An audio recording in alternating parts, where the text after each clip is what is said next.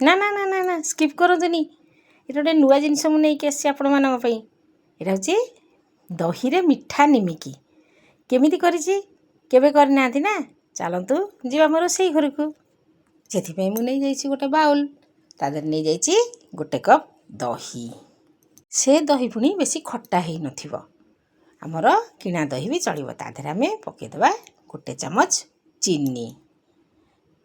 ଚିନିଟା ଆମେ ପକାଇଲେ ଟିକେ କଲର୍ ହେବା ପାଇଁ ତାକୁ ଆମେ ଟିକେ ଫେଣ୍ଟି ଦେବା। ଚିନିଟା ଯେମିତି ଟିକେ ମିଶିଯିବ। ଗୁଣ୍ଡ ଚିନି ବି ପକାଇଲେ ଚଳିବ, ଗୁଣ୍ଡ ଚିନି ପକାଇଲେ ଭଲ ହେବ, ଜଲ୍ଦି ଟିକେ ମିଶିଯିବ। ମୁଁ ପକାଇ ଦେଇଛି ଗୋଟା ଚିନି।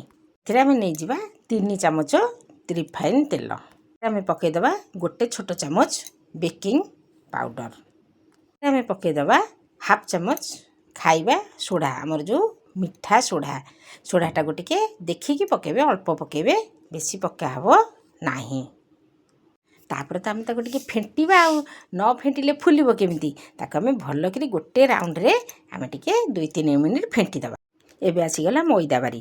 ଏଠି ଆମେ ଅଟା ବି ପକାଇ ପାରିବା, କିନ୍ତୁ ମଇଦାରେ ଟେଷ୍ଟଟା ବହୁତ ଭଲ, ଅଟା ପକାଇଲେ ବି ଚଳିବ। ଆମେ ଏଇ ଗିନାରେ ନେଇଛେ ଅଧ ଗିନା ଦହି, ତେଣୁ ଆମେ ନେବା ଗୋଟେ ଗିନା ମଇଦା। ଗୋଟେ ଗିନା ମଇଦା ପକାଇ ତାକୁ ଆମେ ହାତରେ ଗୋଳେଇ ଦେବା। ଖାଲି ଟିକେ ଗୋଳେଇ ଦେଇକିରି ତାକୁ ଆମେ ରେଷ୍ଟ ପାଇଁ ଛାଡ଼ିଦେବା କିଛି ସମୟ। ଦେଖନ୍ତୁ ଗୋଳେଇଲା ବେଳେ ହାତରେ ଜମା ଲାଗିବନି, କାହିଁକିନା ତେଲ ପଡ଼ିଛି ସେଥିରେ, ଜମା ବି ଲାଗିବନି। ଏମିତି ଟିକେ ପତଳା ରଖିବେ, ଜମା ତାକୁ ଟାଣ ଚକଟା ଚକଟିବେ ନାହିଁ। ଏମିତି ନରମ ନରମ ହେଇଥିବ। ଆମେ ତାକୁ ଏମିତି ଗୋଲ କରି ଖାଲି ଗୋଳେଇ ଗାଳେଇକି ଏମିତି ଘୋଡ଼େଇକି ଥୋଇଦେବା 10 ମିନିଟ୍ ରେଷ୍ଟରେ।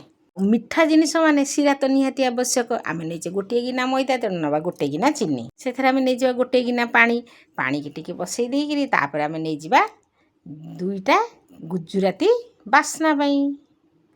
ଗୁଜୁରାତିଟା ଆମେ କାଟିକି ପକାଇ ଦେଇ, ଶିରାଟା ଦେଖିବେ ଏମିତି ପତଳା ଶିରା, ଯେମିତି ଟିକେ ତେଲିଆ ତେଲିଆ ହାତକୁ ଲାଗୁଥିବ। ତେଲଟାକୁ ଆମେ ଟିକେ ଲୋ ଫ୍ଲେମ୍ରେ ବସେଇ ଦେବା, ବେଶୀ ତାତିବା କିଛି ଆବଶ୍ୟକ ନାହିଁ।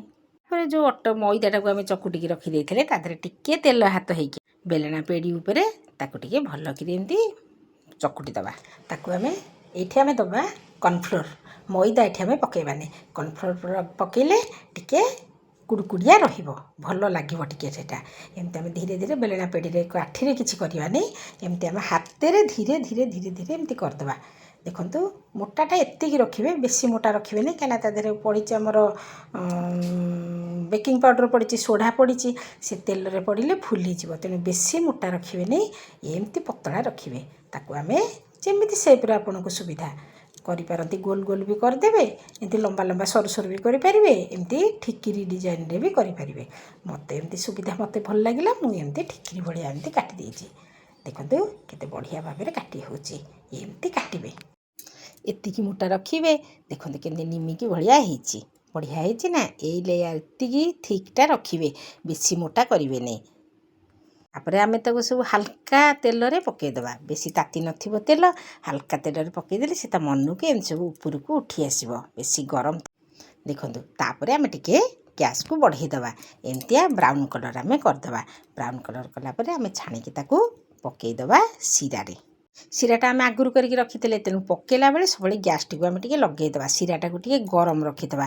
ଗରମ ରଖିଲେ ଶିରାଟା ଜଲ୍ଦି ଯାଇକିରି ମିଠା ଧିରେ ଭିଜିଯିବ, କାହିଁକିନା ଆମେ ପତଳା ଶିରା ବି କରିଛେ। ଆମକୁ ପୁରା ନରମ ନରମ ଦରକାର, ବଢ଼ିଆ ନରମ ନରମ ହେବ ନିମିକି। ତାକୁ ଆମେ ପୁଣି ଯେଉଁ ଗୁଡ଼ାକ ରଖିଥିଲି 2ଟା ତାକୁ ପକାଇଦେଲି। ହେଇଗଲା ନା ସୁନ୍ଦର ମିଠା। ଦେଖନ୍ତୁ ଏମିତି ଥରେ ଟ୍ରାଏ କରିବେ, ନିଶ୍ଚୟ କରିବେ ମନ କରିକିରି। ଆଉ ଯେଉଁ ବାକି ଗୁଡ଼ାକ ବଳିଥିଲା ତାକୁ ଆମେ ଗ୍ୟାସ୍ ବନ୍ଦ କରିକିରି ପକାଇବା, ତେଲ ଥଣ୍ଡା ହେଲେ ପୁଣି ପକାଇବା, ସାଙ୍ଗେ ସାଙ୍ଗେ ପକାଇବା ନାହିଁ। ଦେଖନ୍ତୁ ହେଇଗଲା ଆମର ଦହିରେ ମିଠା ନିମିକି। ଥରେ ଏମିତି ବନେଇକିରି ଖାଆନ୍ତୁ, ଆଉ ମୋତେ ନିଶ୍ଚୟ ଆପଣମାନଙ୍କର ମତାମତଟା ଜଣାନ୍ତୁ। କେଡ଼େ ସୁନ୍ଦର ହେଇଛି ଦେଖୁଛନ୍ତି ନା? ଆମେ ଯଦି ହାତ ପାହାନ୍ତାରେ ଏଇ ଜିନିଷ ସବୁ କରିପାରୁଛେ, ତାହେଲେ କିଣିକି ଖାଇବା କ'ଣ ପାଇଁକା? କିଛି ଅଳ୍ପ ସମୟରେ ବନେଇଦେବା ଏମିତି ସୁନ୍ଦର ମିଠା। ଆଉ ଗୋଟେ କଥା ମନେ ରଖିଥାନ୍ତୁ, ମୋତେ ଯଦି ଏପର୍ଯ୍ୟନ୍ତ ଆପଣମାନେ ଦେଖୁଛନ୍ତି ଫେସବୁକ୍ରେ ଫଲୋ କରିନାହାନ୍ତି, ନିଶ୍ଚୟ ଯାଇ ମୋତେ ଫଲୋ କରନ୍ତୁ। ଆଉ ୟୁଟ୍ୟୁବରେ ମୋତେ ଯଦି ଦେଖୁଛନ୍ତି, ମୋର ହେଉଛି ଗୋଟେ ମାନା ପ୍ରକାଶ କିଚେନ୍ ଅଛି। ଯଦି ସେଥିରେ ମୋତେ ଦେଖୁଛନ୍ତି, ଏପର୍ଯ୍ୟନ୍ତ ମୋତେ ଆପଣମାନେ ସବସ୍କ୍ରାଇବ୍ କରିନାହାନ୍ତି, ନିଶ୍ଚୟ ଯାଇ ସବସ୍କ୍ରାଇବ୍ କରନ୍ତୁ। ଆଉ ବେଲ୍ ଆଇକନ୍କୁ ପ୍ରେସ୍ କରିଦିଅନ୍ତୁ। ମୁଁ ଯେଉଁ ଭିଡ଼ିଓ ପକାଇବି ଆପଣମାନଙ୍କ ପାଖରେ ଯାଇ ପହଞ୍ଚିବ। ଏମିତି ନୂଆ ନୂଆ ଭିଡ଼ିଓ ଦେଖିବା ପାଇଁକା ମୋତେ ସବୁବେଳେ ଲାଇକ୍ କମେଣ୍ଟ କରନ୍ତୁ। ଆଉ ଯେଉଁଟା ଯଦି ଆପଣମାନଙ୍କ ମନକୁ ଯାଉଛି, ନିଶ୍ଚୟ ଗୋଟେ ଲାଇକ୍ କରିବେ, ଆଉ ସାଙ୍ଗମାନଙ୍କ ପାଖକୁ ସେୟାର କରିଦେବେ। କିଛି ବି ଜଣାପଡ଼ିବନି।